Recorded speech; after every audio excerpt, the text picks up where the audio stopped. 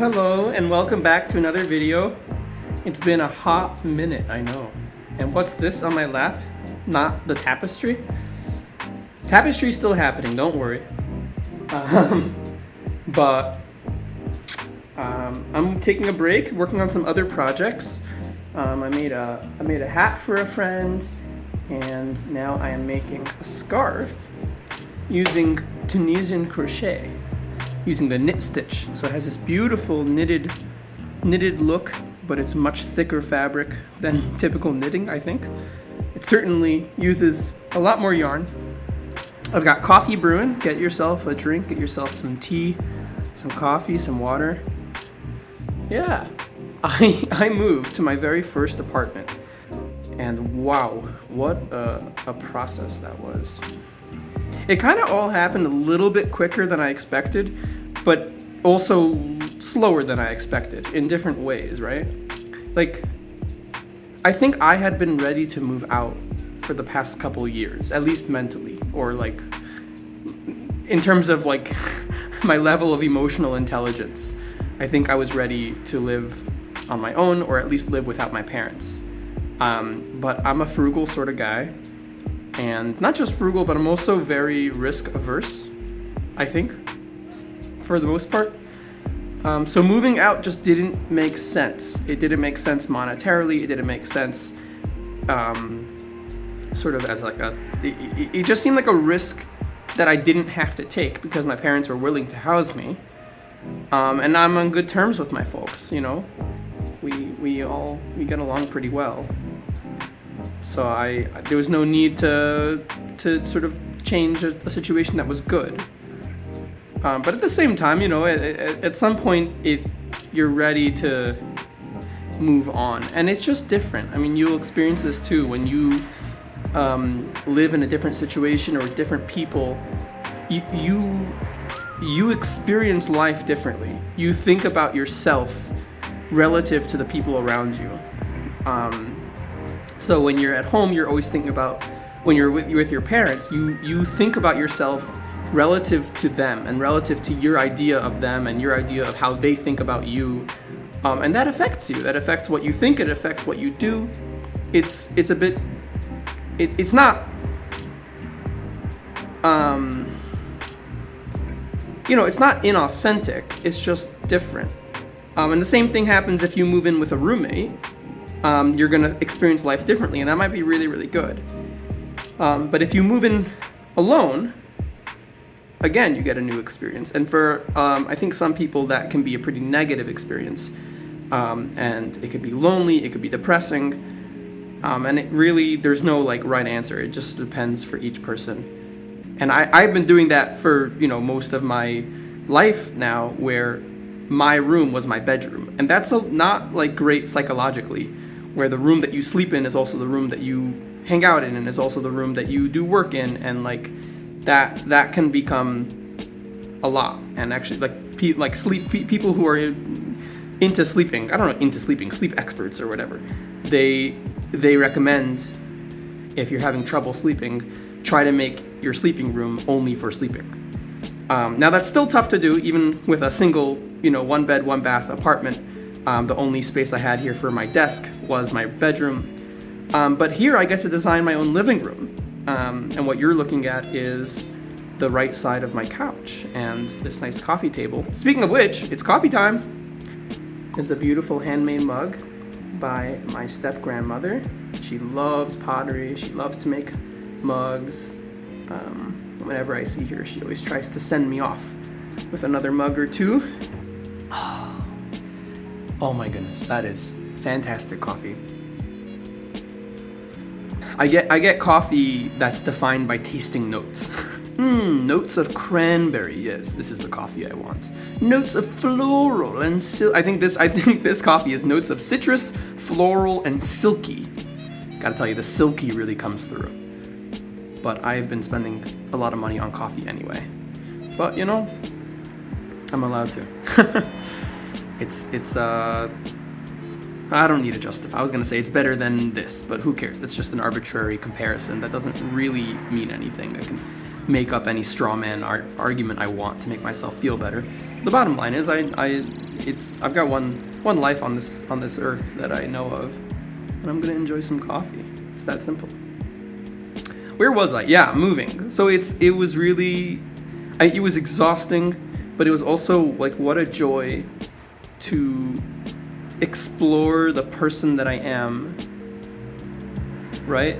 To like think about what art do I want? How do I want to set up my space? For whom am I setting up my space? Like thinking about, like, I want to have friends over, and how do I want this space to feel cozy and inviting and warm and homey?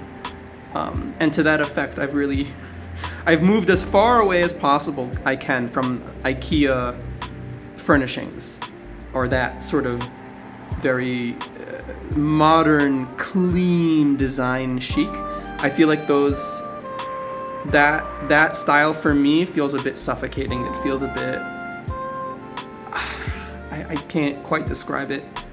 But anyway, I spent like a month going to estate sales and pouring through Facebook Marketplace listings and local, Facebook Marketplace like buy nothing groups, and going to thrift stores.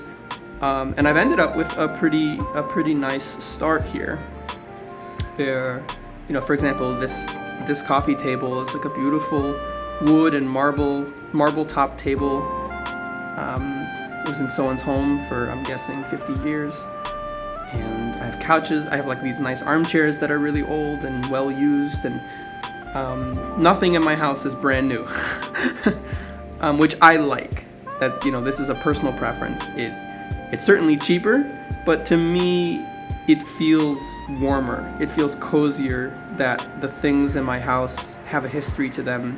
They've been loved, they've been cared for, they've been miscared for. Some of the couches have little scratches from like cats on them or something like that. And to me, that's sort of sweet, I suppose. Of course, there's a line, like you don't want to just get damaged furniture. But I think I struck the balance, at least for me. And then it was so much fun to just sort of throw crochet and, fiber arts and stuff everywhere. I mean, I found this beautiful sort of throw blanket. You can see it's crocheted with, looks like, are these half double maybe? Anyway, beautiful. Found this I got for like $3 maybe. It was priced at a thrift store, which is crazy. This is so many hours of work. This has got to be like maybe 50 hours of work, I'm guessing, for that many stitches, unless you're like a speed crocheter. That's like probably months of someone's time. And if you were pricing that to sell it, I mean, it would be hundreds of dollars, maybe even more. So it takes a lot of time to do thrifting, because there's many times you go and there's nothing there. There's nothing interesting, and you have to sort of, I find myself having to rationalize with myself or sort of fight against myself, where I'm like, this is good enough, I can just get it. And then I have to sort of fight against myself and say, no, like, just come back tomorrow. There's going to be more stuff, and you'll find exactly what you want. But it has been fun to find art and then just put them where I find it cozy, and like wherever it makes me happy. And then I can just change things whenever I want, right? That's something different. So that's something new, is that this is like, I get to just rearrange my space whenever I want to. Anyway, I think, and I really want to be clear, I think this is less about sort of the rebellious independence that is common, I think, to want when you're like 18, where you're just like, yeah, I want to do whatever I want, I don't want to, no one can tell me what to do. I think this is less that and more focused on like the joy of exploring who I am. And I don't know who I am. You don't. Every day you wake up and you're a little bit different, because you're affected by the sum total of your life experience, which now includes yesterday. So it's really, it's interesting to explore that in real time, and then have it have like real effects, where it's not just you know, how I hang up things in my bedroom now, but now it's how I set up my house. How do I want my kitchen to be? What kind of appliances do I use the most, and where do I want to keep them, and how often do I want to do dishes? And there's so many different things, and it's a cyclical process where you do these things because of the way you think you are, and then they inform the next version of you, right? So then if I start doing dishes every day because I want to do dishes, then after a week, then I have a slightly different definition of myself, where I'm a person who does dishes every day. Like, that's now an established thing. And I think, you know, these things sort of move towards an equilibrium where you'll start doing that, and then eventually you'll miss one day and you'll see how you feel, and you know, did it really matter that there were dishes in the sink in the morning? Maybe. To me, it bothers me. So I'm like, okay, I try to do dishes as soon as I can, but I don't always. And you find more of a balance between the things you want and the way you think you are, which is ephemeral.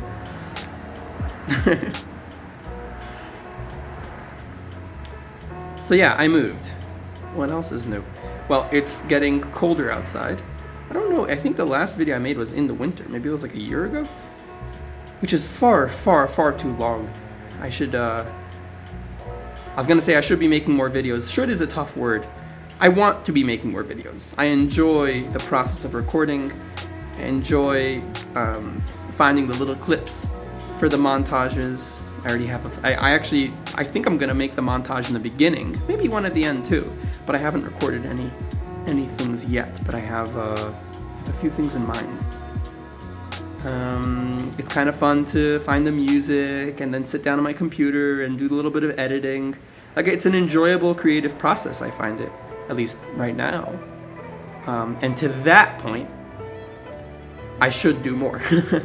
If my goal is to do more things that make me happy, then I should totally do this more. I don't expect it to ever really make much money, because I don't know that most of the people who watch YouTube are clamoring for watching someone crochet while they yap about their life a little bit. It's not exactly the hottest, you know, you don't see Mr. Beast putting out videos like that. He would do more like, I paid someone $1 million for every year they spent crocheting in a row. Will they die with the needle in their hand, with the hook in their hands, or will they stop after 50 years, $50 million richer? Stay tuned to find out. And then they like condense an entire man's life into 10 minutes of hyper-edited, highly curated, you know, media for the max retention of a 12-year-old's eyeballs. Sorry, Mr. B's catching strays over here. I can't imagine he will mind. He's making enough money that he can handle a little bit of heat. Well, from what I understand, he gets enough criticism online already. Apparently, there's a pretty strong anti-Mr. Beast faction out there that sort of piles on anytime he does anything, which would be the opposite extreme. But you know, I think there's criticism to be had, but that's what happens when, you know, they had dedication back then. One man, a dictionary, and a camera. Nothing else to it. Now he's got like 20 videos being recorded all at once with a massive team, logistics. It's kind of insane. And you know, you're bound to sort of lose some of the sweetness, some of the quality when you go that big. But you can make more headlines, that's for sure. And it depends on what your goal is, right? If you want to just continue being sweet, the growth curve is going to slow down, right? And I think his at least from everything I can tell, his focus is just getting the numbers up. And if your maximum focus is the numbers, well, then he's doing something right, because I think he's like the most subscribed YouTube channel, right? Like I think he's beaten everyone. Like PewDiePie is not anymore, but I think there was some Indian music channel, or maybe I'm kind of behind on the online news. Maybe there was some channel that overtook all of them. T series. They put out all this like Bollywood music. Maybe I remember they overtook PewDiePie when I was following that thing. But I'm guessing Mr. Beast has more than everyone else now. Oh, unless you know, maybe Cocomelon is kind of still cooking with it. Cocomelon, I hear, is really big with the 3 to 5 year old demographic. Maybe even some 7-year-olds have a little bit of separation anxiety. They don't want to part with their CoComelon instead of playing in the playground with the other 7-year-olds. It's got to be tough to be a 7-year-old, you know? It's a confusing world out there right now. You got parks, you got internet. You want to go to the park, but your parents won't let you out of their sight. So they give you the iPad. Like I'm guessing there's gonna be a lot of 7-year-olds out there who in 10 years they're never gonna want to touch an iPad again. Like you got to get sick of it, right? Like you're gonna watch CoComelon all your life, and then you're gonna be like 18 years old and be like, yeah, I want to continue looking at an iPad. Like I think there's gonna be an anti-tech resurgence. I mean I already see it a little bit with the freshmen in college. I'm a senior now. I'm an older senior, so I took 2 years off before I started college. So I'm 23. But I'm in the cohort. I was always like the youngest in my grade. So if I'm 23, the rest of my class would be 24, if that makes sense. Whereas most people I think are 22 when they're senior year, right? And I talked to some of the newer college kids, and there's a few of them that are not really into the tech anymore. They've had enough of it, right? Because if you're 18 now, that means 10 years ago, 2015, you were 8, right? You were second grade. So you could feasibly have grown up with a smartphone in your pocket if your parents let you have that. And you can find there's niche corners of YouTube where young folks out there making videos about tape recorders and physical button this, and they've got their VHS, and people love it. People love the analog experience, and I understand why, right? But yeah, imagine you'd spent most of your life interfacing with the world through a piece of glass, right? I mean, already it seems like a travesty to me. Now, this is big talk coming from someone who likes to crochet. Not big talk, that's the wrong expression. But you can roll your eyes because, yeah, well, I like to crochet, so obviously I'm going to hate on those who like to interface with the world through screens only. But think about it. When you're 7, when you're 8, this is the time when you go outside and you can play with rocks for 5 hours straight. I remember going in the backyard, and it felt like a whole. It was like a whole. There was different parts of the backyard. They felt different. It was the really interesting, scary part. There was the part that felt sweet and warm and cuddly, and I didn't have that big of a backyard. But it's just your imagination is alight with ideas and curiosity, and there's stories about everything. I would set up acorns into different structures, and imagine there was entire kingdoms with the acorn kingdom, and the ants were going about, and this acorn cap is the royal throne, and you could just entertain yourself for hours.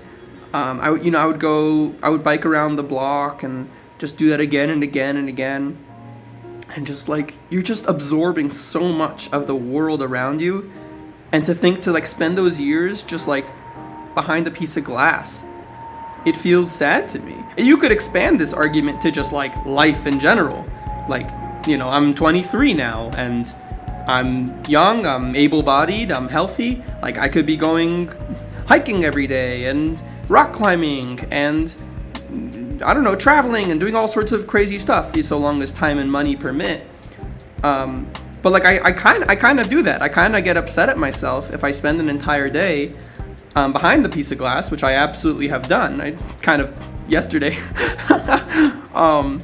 and I feel kind of shitty for it. And it feels damn, I could have been doing something else.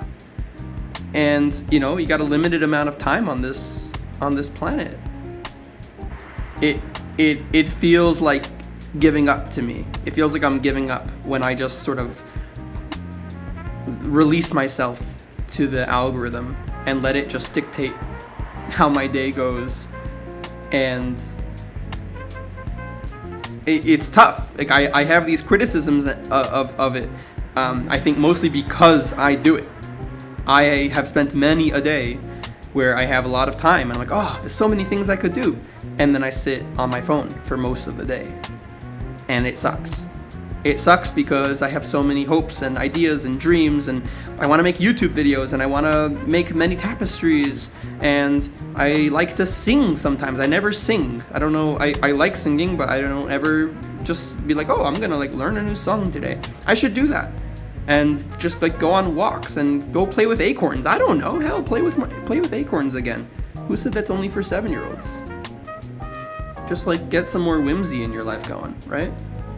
Anyway, so the 18-year-olds who grew up with phones in their mouth, like some of them are coming to the realization of like, oh, there's like more to the world, and I can interface with it not with a piece of glass. I can use like all of my senses. I can use smell and touch and feel and touch and feel, sight, hearing. Like you can just have the full human experience.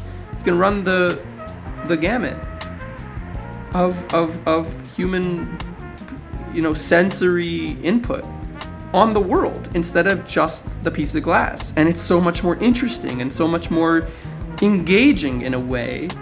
It's not engaging in the sense that you get instant dopamine, but it's a little bit longer lasting. It's a little bit more like the endorphins are crazy after you go for a good walk. Like you come in and you're feeling kind of high on life. It's hard to get that after watching YouTube for 3 hours. You kind of feel the opposite. You're like exhausted by the forced dopamine.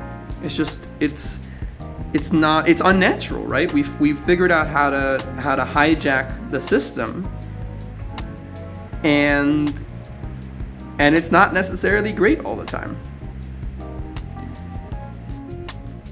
Anyway, I have no idea how long I've been recording for.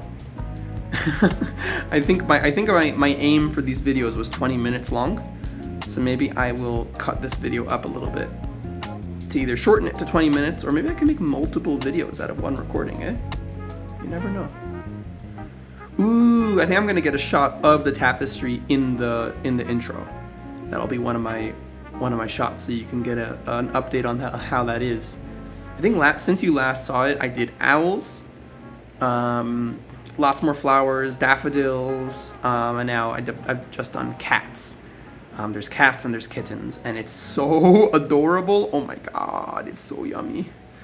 And I'm working on the background of the cats now, to which they will be attached. They'll be sort of, I don't know if it's sewn on, but I'm gonna use like the same thread to attach them securely so that they don't flop around as they are right now. Yeah, and I feel like I'm nearing the end. I'm hesitant to say it because it's so hard to gauge how long it takes. But I feel like I'm like 3/4 of the way through. Right? It could take another year.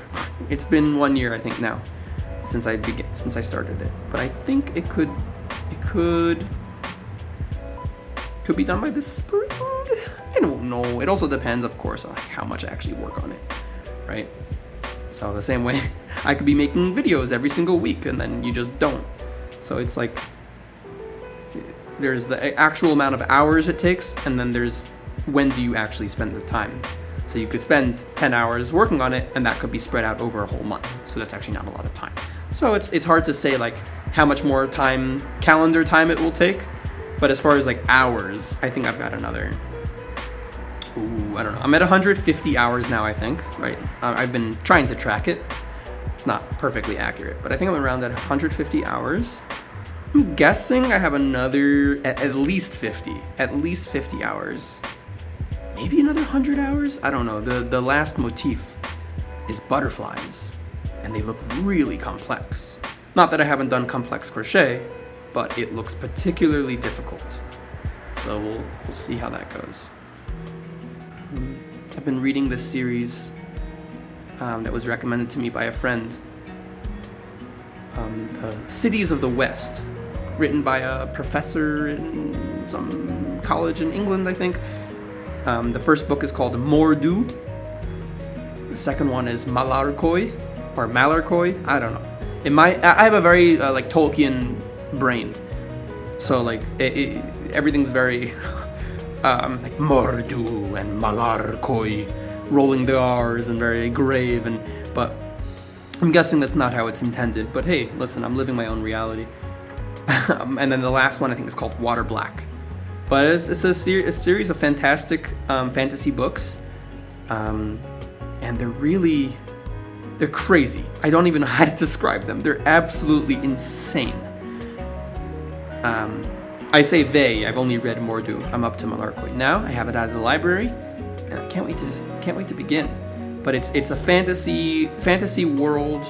There's some sort of magic. There's weird stuff that goes on that's hard to quite describe. And if you're into reading books or want to try picking something up, and you've enjoyed fantasy in the past, you've enjoyed, let's say, Lord of the Rings or The Hobbit, or even, Harry Potter, or Ursula K. Le Guin's her Earthsea series. Oh my God! If you haven't read Earthsea by Ursula Le Guin, it's a must-read series. I couldn't put it down. I read every single book, and then all the extras, like the extras that are sort of not supposed to be part of the series, but she made them anyway. That I couldn't stop reading the Earthsea books. Those are incredible, and such like high quality writing, and such like depth. The depth of the quality, the depth of the actual ideas. It's not just like simple stories where like magic and blah blah blah.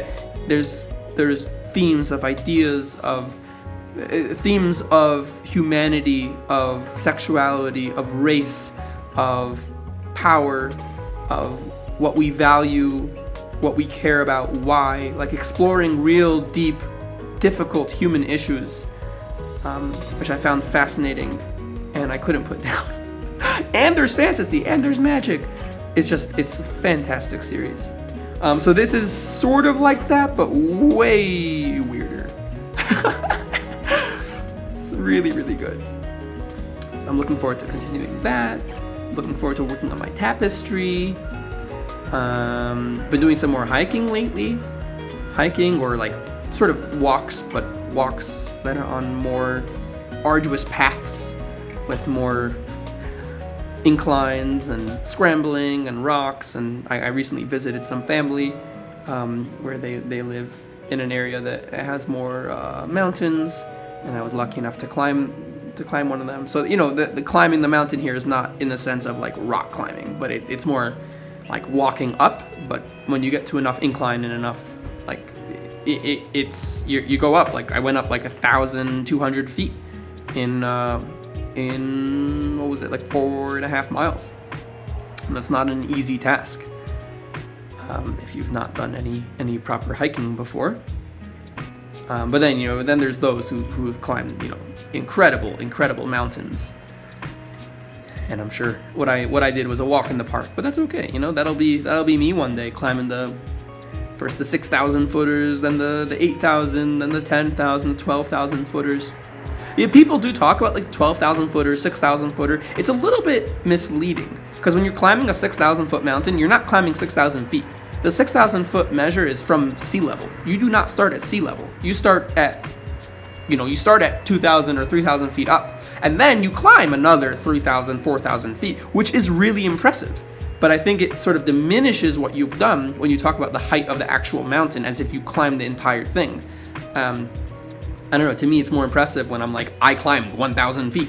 The actual mountain, I think the peak was like 3,500 feet up, but that doesn't really matter. Once you get up to like 6,000 feet, like the air thins out, so it does actually become significantly more strenuous. When you're like, I climbed a 6,000 footer, there is an implication there of how difficult it was towards the end, and even more so when you climb, let's say like a 12,000 footer, when you go to I don't know where they are, in the Alps or something like that, where they have incredible mountains. Like there you need to seriously know what you're doing, or you can get hurt because the air is so thin. Anyway, I don't know, this is a good place to stop, or as good as any. I've been doing this when I stop now. I used to just like leave a long tail and then come back to it later, and sometimes this would come out. And after a year and a half of crocheting, my dad saw me doing that, and he's like, why don't you just like make a slip knot? And I had no good answer other than, fantastic idea. I do not know. I have not been doing that for the past year and a half. So now it's great. And now you can just, like, the yarn can be pulled and it doesn't affect anything. So this is what the scarf looks. This is a scarf I'm working on. And you can see the curling of the Tunisian knit stitch. it really wants to curl up at the edges. So I'm gonna try two things. I think one is I'm gonna block it at the end, which I've never done. That's a process of soaking wool in water and then letting it dry into the shape that you want it. So you'll sort of pin the edges down like this, and then make it, like, force it to be like that with some, you just put some pins in or something. I'm not exactly sure. People have like special blocking boards, but you can just sort of make it up. And then it dries like that, and it helps. And then another thing I read was just doing a row of like normal crochet, like single crochet all the way around. And single crochet doesn't really want to curl like this, so that'll help. If you just do single crochet all the way around like that, it will help it not curl as much. So the curling's not the end of the world, since most of it does lie flat.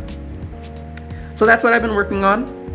You can see the other side. I don't know if you've ever seen Tunisian crochet. It has two different sides. So this is the knit stitch front side, looks like knitting, and the back side looks a little bit like pearls. Knits and pearls, maybe? I don't know. But it's a pretty interesting texture on the back, a little bit rougher. A little bit rougher, a little bit tougher. Anyway, that's me for now. Signing off. Wishing you all the best. Keep crafting. Keep enjoying life. Think deeply about the human experience. And stay awesome. I'll see you next time. Cheers.